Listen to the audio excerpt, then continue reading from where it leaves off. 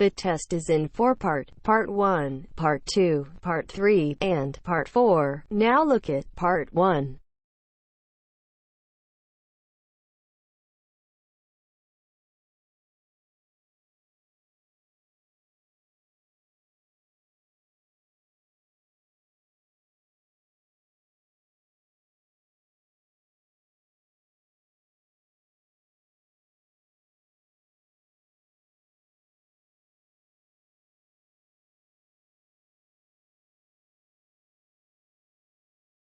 Now we shall begin.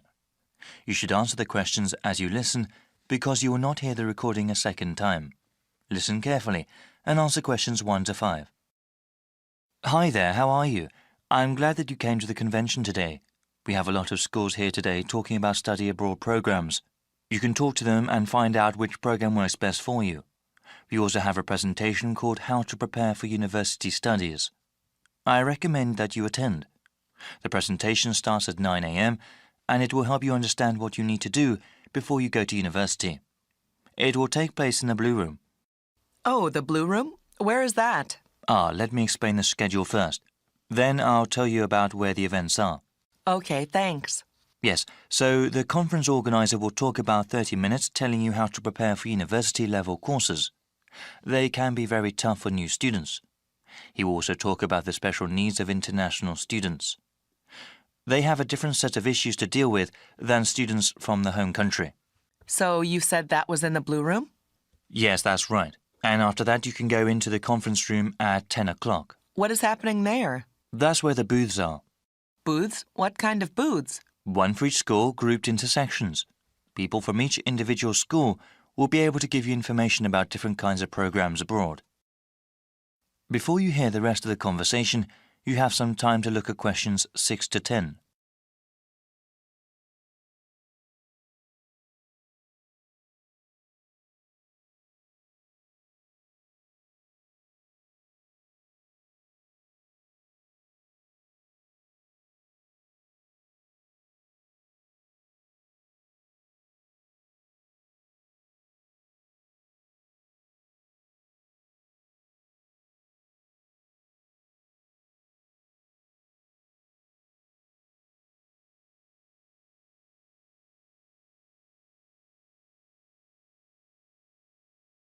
Now listen and answer questions 6 to 10.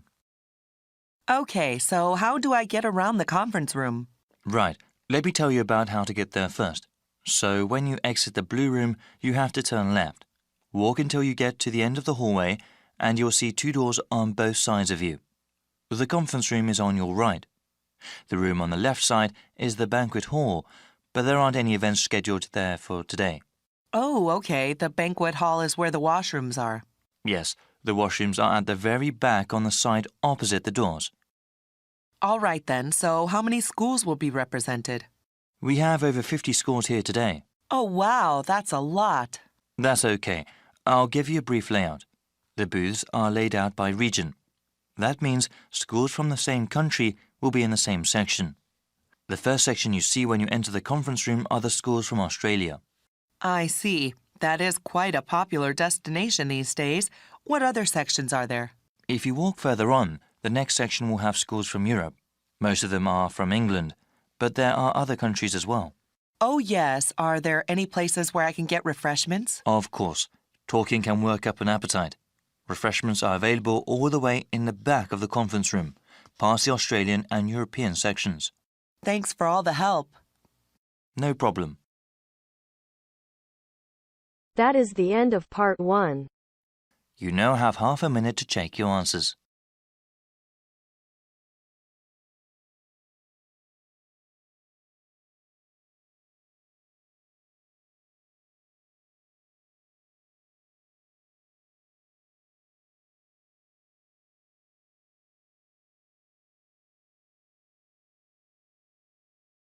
Now turns to Part 2.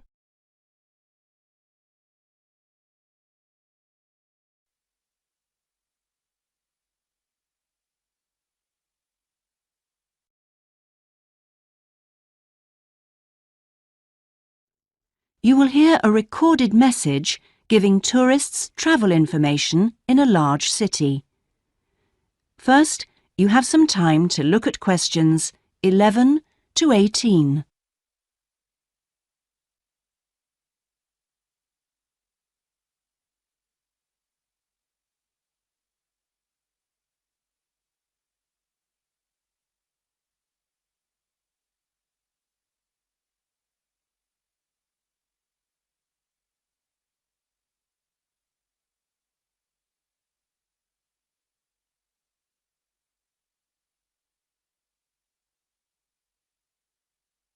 Now listen carefully and answer questions 11 to 18.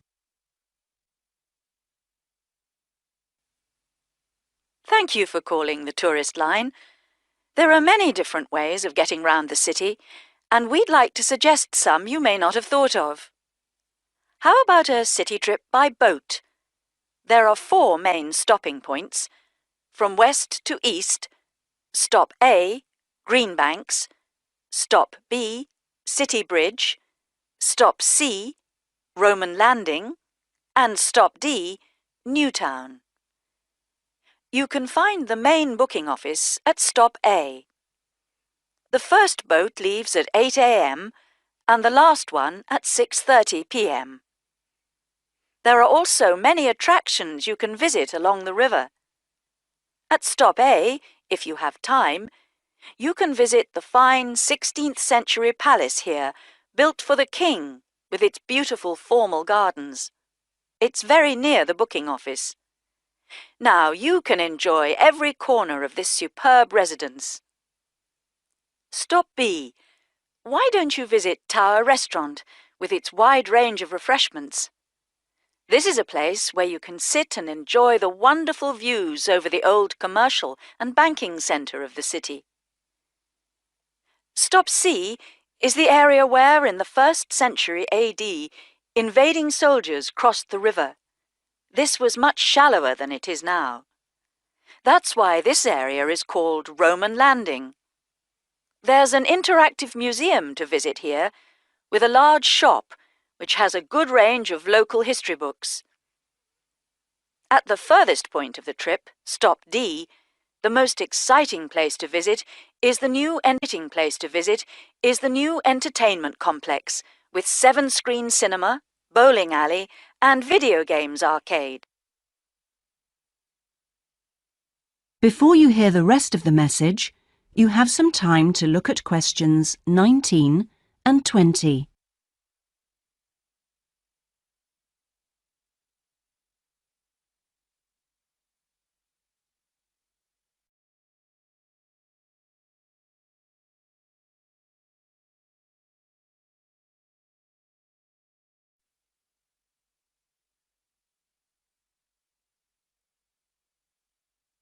Now listen and answer questions 19 and 20. Besides the boat tours, there are city buses. 2 companies offer special services. The top bus company runs all its tours with a live commentary in English. Tours leave from 8:30 a.m. every 20 minutes. There are departures from Central Station, Castle Hill, and Long Walk.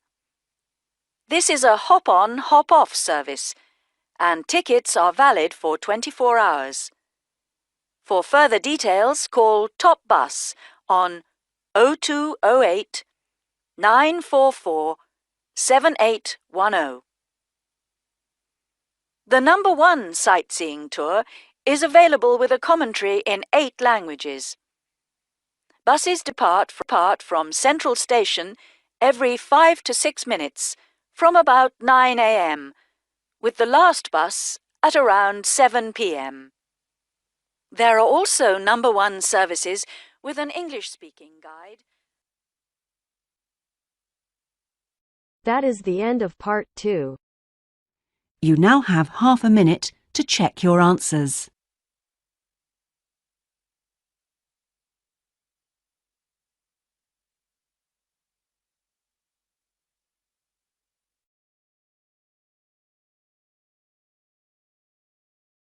That is the end of part 3.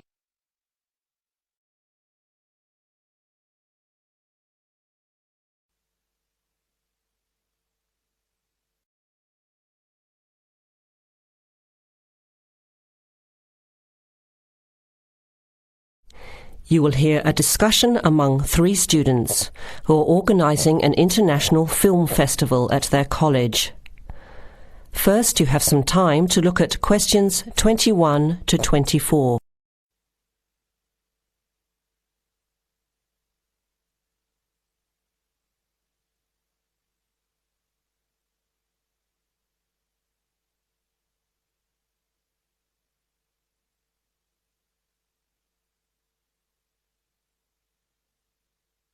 Now listen carefully to the first part of the discussion and answer questions 21 to 24. Thanks for coming to this meeting on such short notice, Anna and Veronica. It looks like we have just become the organising committee for this year's International Film Festival. We've all just met, so perhaps we should start by an introduction with a bit of background from each of us. OK, I'm Anna. I finished 3 years of a languages degree in Sweden, where I come from. This year I decided to study overseas to get to know a different part of the world. I'm also a big fan of European cinema, especially French and Italian. Those are the languages I majored in, along with English.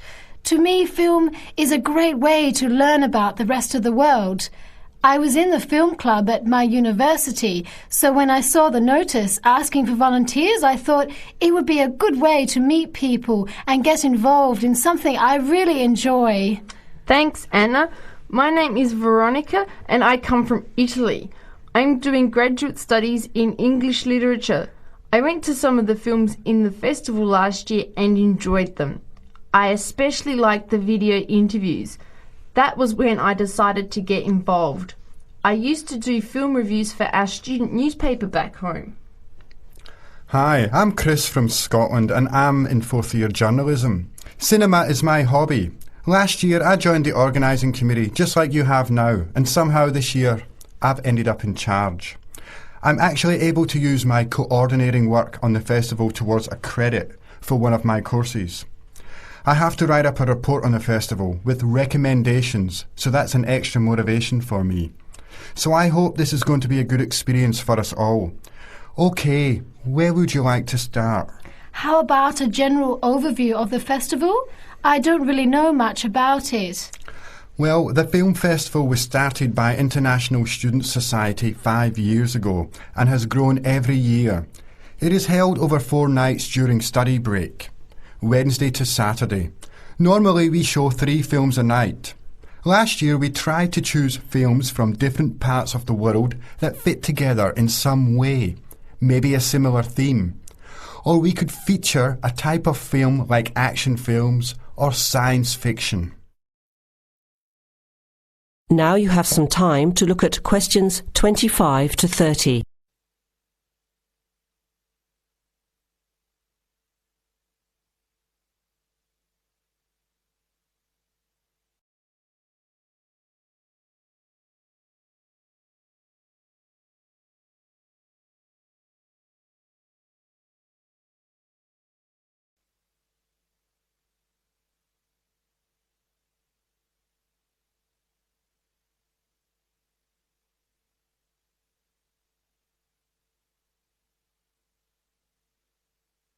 Now listen to the rest of the discussion and answer questions 25 to 30. Who picks the films? It's up to us on the committee to decide. You mean we get to pick all the films ourselves? What a hard decision. There are so many to choose from. Well, that's the fun part. We have this catalogue of independent distributors. The films are listed by language and have a short summary. We just have to go through it to find a good combination of films that will attract an audience. Veronica mentioned something about interviews. How does that fit in? We set up cameras in the foyer of the theatre and did live interviews before, during intermission and after the screening. Anyone from the audience could come up and talk about the film. The Broadcasting and Journalism School set it up and ran the interviews. They were shown on big screens around the lobby and in the theatre. It went over really well. We had a long lineup of students waiting to be interviewed on TV. Everybody wanted their minute of fame. Great idea. Yeah, it worked really well. We should certainly do something similar again. Maybe even develop the idea further, like a website with audience reviews and discussion, so we can get as much participation and involvement as possible. Hey, that's a good idea. Can I ask a question? None of the films are in English, right? Are they dubbed or subtitled? Well, we do occasionally choose a film in English, but only from unusual places where the dialect is so strong they sometimes need subtitles, like the Caribbean or even Scotland. The majority of films in the festival are foreign language, dubbed in English. We've learned from experience that students don't like reading subtitles. Maybe they read too much already. Whatever the reason, the subtitled films get smaller audiences, so we avoid them as much as possible. So how large an audience can we expect, and how much does it cost to get in? It costs $5 per film, or a $20 pass for the whole event. All 12 films for the real movie fan.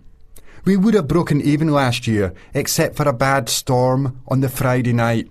We almost had to cancel the whole thing. But overall, we had a good turnout, more than 2,000 people in 4 days. Oh, that's what I was wondering about, the financial part. Where does the funding come from? What kind of budget do we have? The festival is subsidised by the Student Council. We generate money through advertising and through admission charges. We'll go over the budget in details a little later, but we've got lots of work to do in the meantime. I guess we have to start pretty soon. Well, I think by the 1st of March at the latest. We need to select all the films. Then we have to find some advertisers to sponsor the event. That shouldn't be too hard. We'll just start with last year's list. Our deadline for that should be the middle of March. By the end of March, we need to design the programme. Then we can get posters made up and distributed in April. Like you said, we need some clever promotion, something to generate interest and get people talking. We have 4 months to get ready. It should be enough time. OK, where do we start?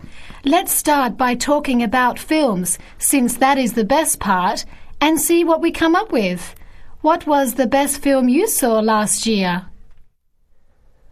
That is the end of part 3. You now have half a minute to check your answers.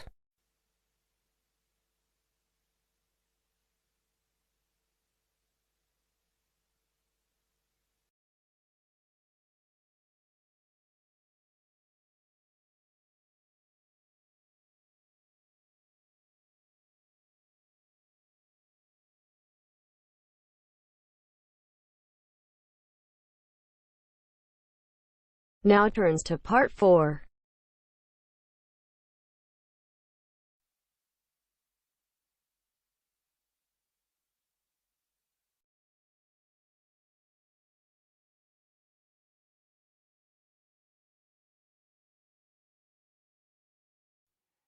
You will hear a woman talking to a group of first-year science undergraduates about the developing science of nanotechnology. First, you have some time to look at questions 31 to 40.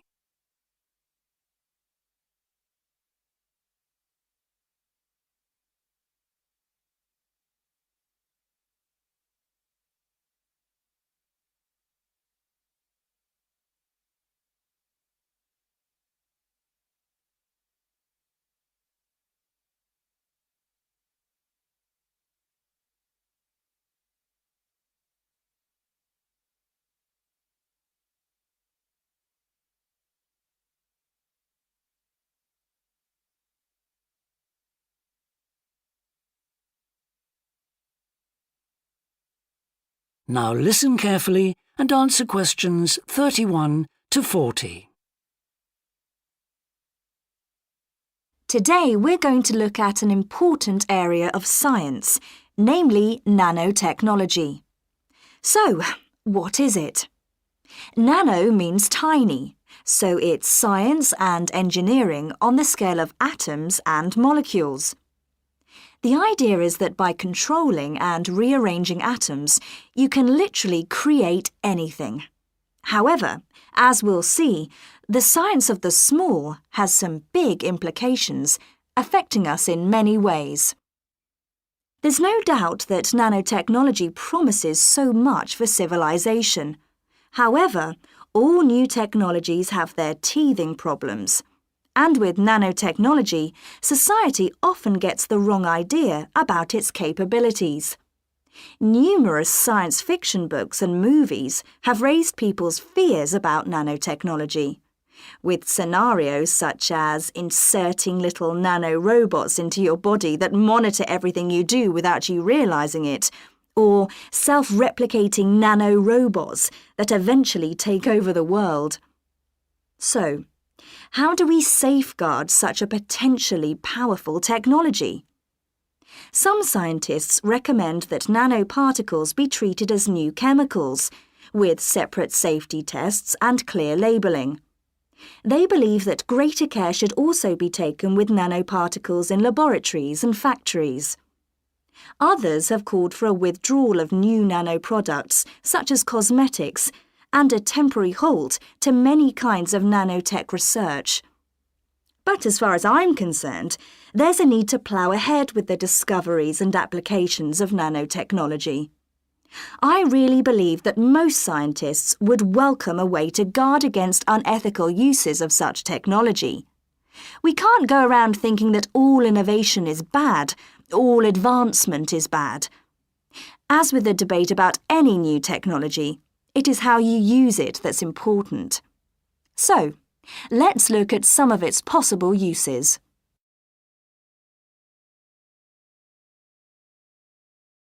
Thanks to nanotechnology, there could be a major breakthrough in the field of transportation, with the production of more durable metals. These could be virtually unbreakable, lighter, and much more pliable, leading to planes that are 50 times lighter than at present. Those same improved capabilities will dramatically reduce the cost of travelling into space, making it more accessible to ordinary people and opening up a totally new holiday destination. In terms of technology, the computer industry will be able to shrink computer parts down to minute sizes. We need nanotechnology in order to create a new generation of computers that will work even faster and will have 1,000,000 times more memory, but will be about the size of a sugar cube. Nanotechnology could also revolutionize the way that we generate power.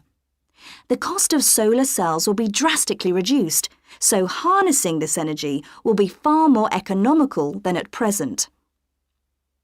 But nanotechnology has much wider applications than this and could have an enormous impact on our environment.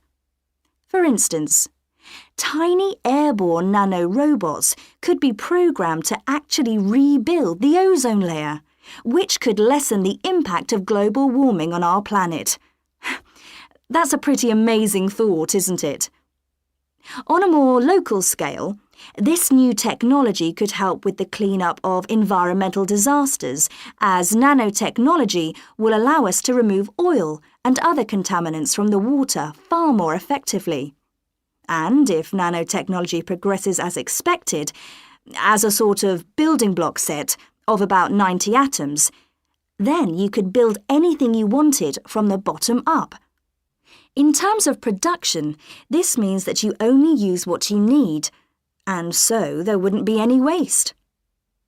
The notion that you could create anything at all has major implications for our health. It means that we'll eventually be able to replicate anything. This would have a phenomenal effect on our society. In time, it could even lead to the eradication of famine through the introduction of machines that produce food to feed the hungry. But it's in the area of medicine that nanotechnology may have its biggest impact. How we detect disease will change as tiny biosensors are developed to analyse tests in minutes rather than days. There's even speculation nanorobots could be used to slow the aging process, lengthening life expectancy. As you can see, I'm very excited by the implications that could be available to us in the next few decades. Just how long it'll take, I honestly don't know. That is the end of part 4. You now have half a minute to check your answers.